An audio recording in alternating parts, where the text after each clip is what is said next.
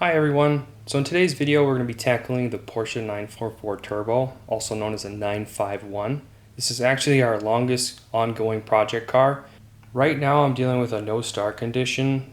I was driving this car down the street and then at some point it just cut out and just shut off. My suspicion was fuel, and I actually have a fuel pressure gauge under the hood connected to the fuel rail, and that also confirmed that there's zero fuel pressure.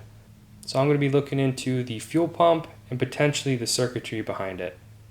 Stay tuned as we get this car back on the road. So when I go to start the car, this is what we get.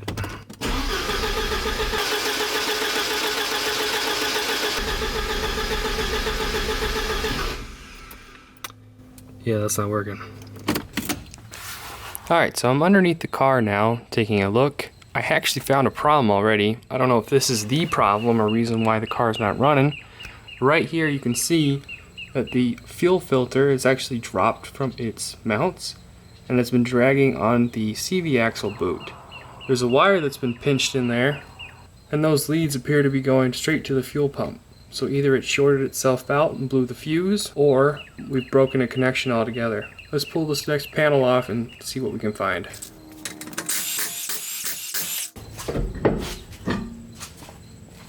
We can see the situation a lot better from this angle.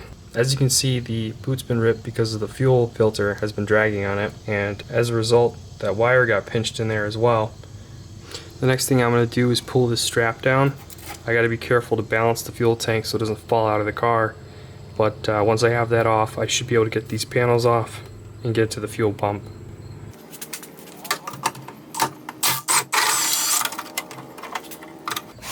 Alright, so the fuel tank is still secure. I'm going to try to get this cover off now.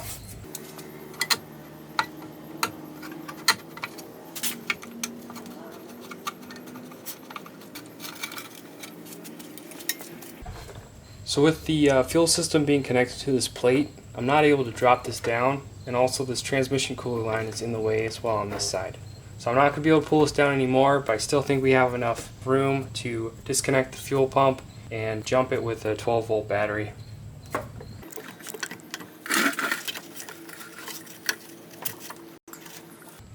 I'm going to be using a Milwaukee M12 battery, or an off-brand one, with this printed adapter with two leads coming out of it. This is great for testing electronics on a small scale.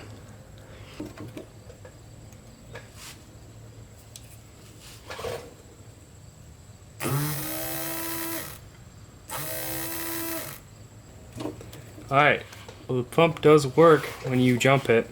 I'm thinking our no start has to do with those wires being bad and probably blowing a fuse.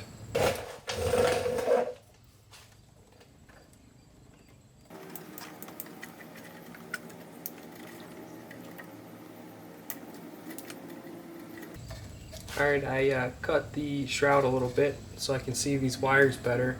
They don't seem to be cut through, and I'm actually going to be able to just insulate them the way they are. So I'm going to get that done real quick.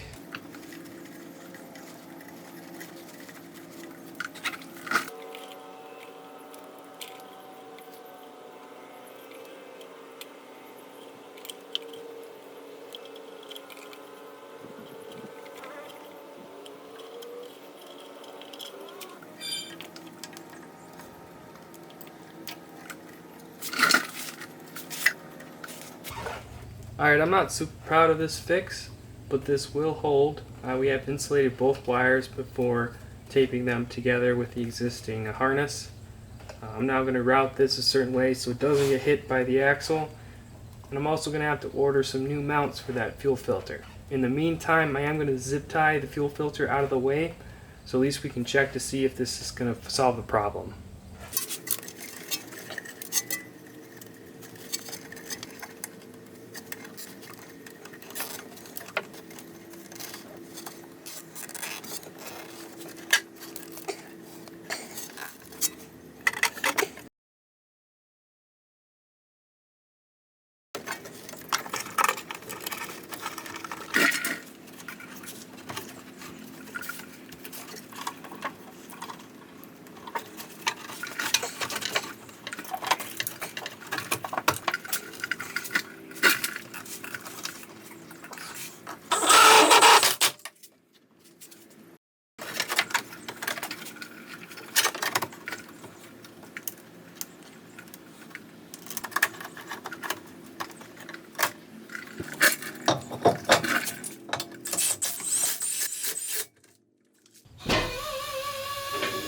Alright, we're now going to look at the fuse box. We could potentially have a bad fuel pump relay or a bad fuse for the system.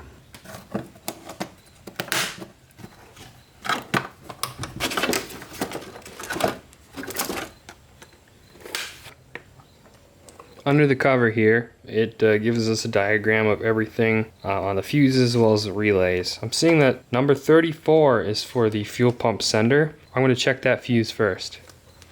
You may not be able to see it on camera because of this ridge, but fuse 41 is the last one here, so I'm going to count down.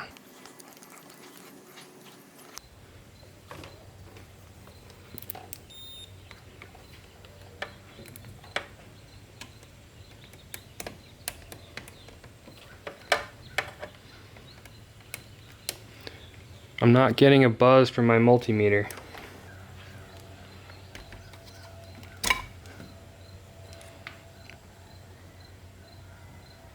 Look at that, guys. I got a blown fuse. Let's replace it real quick.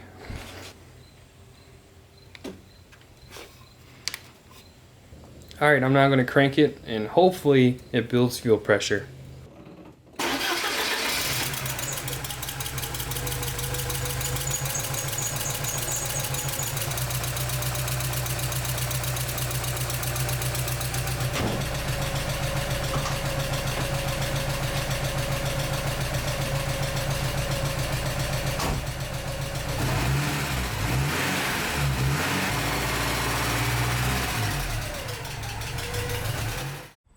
Well, I took the car for a spin and it runs great. Looks like we've solved our no start issue. Thanks for watching, everybody. I'm planning on making a couple more videos of this car pretty soon. Stay tuned.